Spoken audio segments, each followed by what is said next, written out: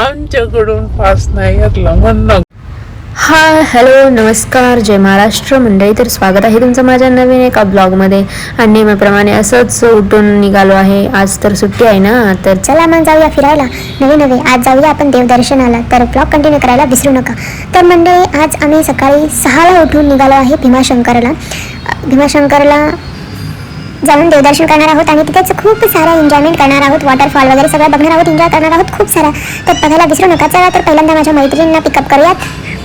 तर बघा या माझ्या मैत्रिणी आलेल्या आहेत. तर चला लेट्स गो. आणि फायनली आता आम्ही निघालो आहे भीमाशंकरच्या दिशेने. तर मंडळी अशा प्रकारे तुम्हीही रोज फिरायला जाता की नाही कमेंट करून नक्की सांगा. आम्ही तर जातो बाबा, कारण पावसाळा म्हणलं आणि फिरायला नाही जाणार असं कधी होणार का नाही. तर चला आपण जाऊया आता भीमाशंकरला. तर मंडळी भीमाशंकरला जाताना असंच मध्ये एका वाडीच्या ठिकाणी हे सुंदर असं शिवलिंग आहे, खूप मोठं आहे आणि ते वातावरणही खूप सुंदर आहे. आणि तुम्ही इथे यायला विसरू नका बरं का, कारण इथे इतकं सुंदर वातावरण आहे. आणि पावसाळ्याच्या दिवसामध्ये तर खूप छान वाटतं. आम्ही इथे आल्यानंतर खूप सारे फोटोज व्हिडिओज तर केलेच, परंतु पहिल्यांदा आम्ही देवदर्शन केलं. आणि ही बघा माझी मैत्रीण, हिलाही खूप माझ्यासारखं फिरायला आवडतं. तर आम्ही दोघी मिळून फिरत असतो. तुम्ही अशाच मैत्रिणी बनवा आणि फिरा. तर मंडळी मी असं सुंदर असं दर्शनही घेतलं, तिथे व्हिडिओही काढले बरं का मंडळी. ही आठवणी ठेवण्यासाठी व्हिडिओ असतात. तर चला सुंदर असं दर्शनही आमचं झालेलं आहे. पुन्हा एकदा तुम्हाला इथला सुंदर असा व्ह्यू दाखवतो. इथे यायला विसरू नका, खूप सुंदर आहे हे.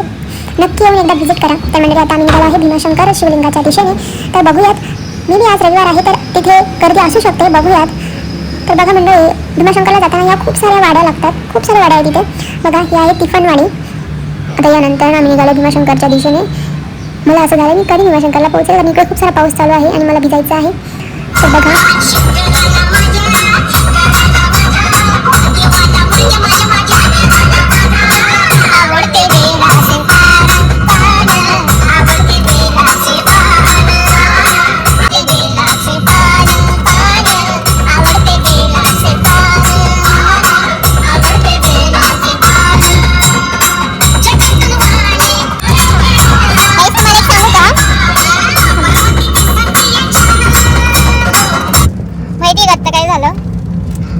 पास घेतला नाही आय थिंक, किंवा ते विसरले असतील मे बी. तर आमच्याकडनं पास नाही घेतलाय. आनंद. तर अशा प्रकारे काहीच आम्ही पोहोचलेलो आहे भीमाशंकरला.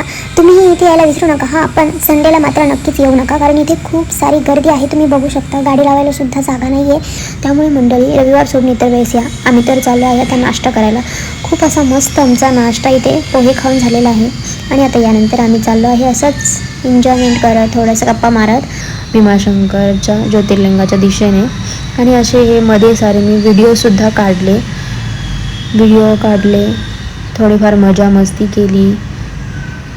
आणि असं तुम्हाला सांगू का, इथे ना खूप मोठी रांग लागली होती. रविवार होता आज आणि खूप दिवसांनंतर भीमाशंकर मंदिर खुललेलं आहे. त्यामुळे लोकांची इथे खूप सारी गर्दी झाली होती. भाविक भक्त खूप बाहेरच्या राज्यातून सुद्धा खूप सारे भाविक भक्त आले होते. त्यामुळे आम्ही असंच इथे थोडेफार व्हिडिओज वगैरे काढले. त्यानंतर आम्ही रांगेला लागल्यानंतर मंडळी आमची काय अवस्था झाली हे तुम्हाला पुढे दाखवते. बघा मध्ये पाऊस येत होता, त्यामुळे आम्ही असे छत्री घेऊन उभं होतो.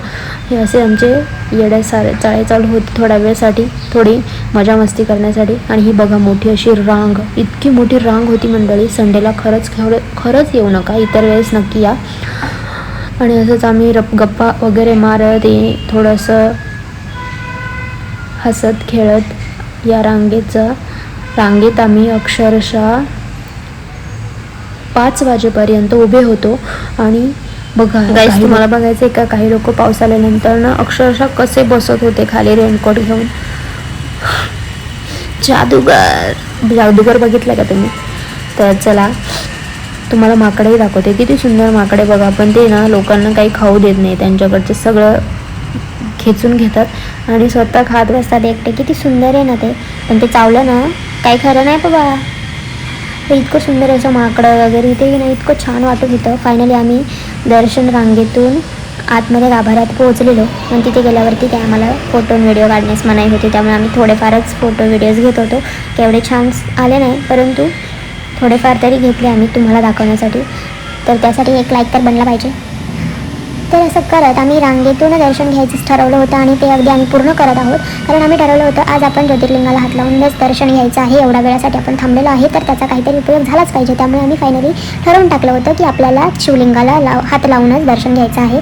आणि आता आमचं फायनली दर्शन झालेलं आहे.